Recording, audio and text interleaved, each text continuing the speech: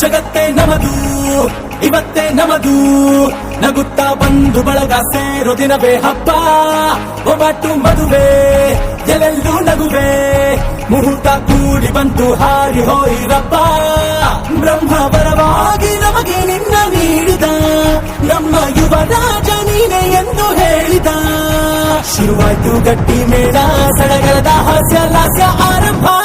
ಊರೆಲ್ಲ ಚಾಪರ